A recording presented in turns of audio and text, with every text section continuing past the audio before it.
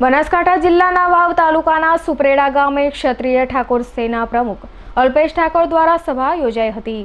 બનાસકાંઠા જિલ્લાના વાવ તાલુકાના સુપ્રેડા ગામે ક્ષત્રિય ઠાકોર સેના પ્રમુખ અલ્પેશ ઠાકોર ધાર્મિક પ્રસંગમાં જઈ રહ્યા હતા ત્યારે થરાદના વિવિધ સમાએ સાફો પહેરાવી સન્માન કર્યું હતું। ત્યારબાદ સુપ્રેડા ગામે મહત્વની હાજરી આપી ઠાકોર સમાજની વિશાળ સંખ્યામાં મહાસભાને સંબોધી।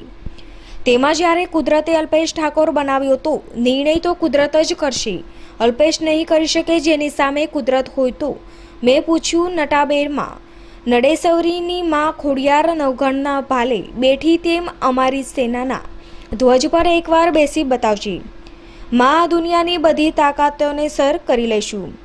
અહીં ક્ષેત્રપાલ અને મોમાઈના દ્વારે આવ્યો છું, એમના આશીર્વાદ મળી જાય તો એકલું નહીં પણ દિલ્હીની ગાદી પણ સર કરતા કોઈ રોકી નહીં શકે।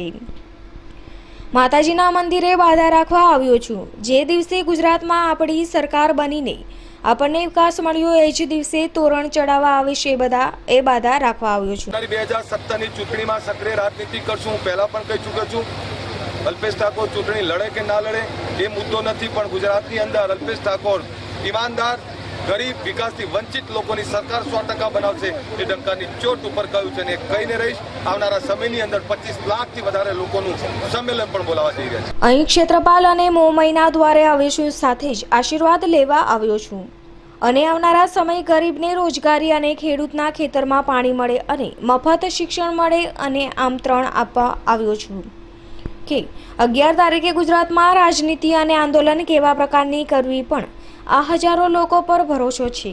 હવેની રાજનીતિ નવા અધ્યાય અને આયામ પર પહોંચશે અને આવનારા સમયમાં 25 લાખથી વધુ લોકોનું સંમેલન પણ યોજાશે। દેવસુથાર, વી ન્યૂઝ, વાવ, બનાસકાંઠા।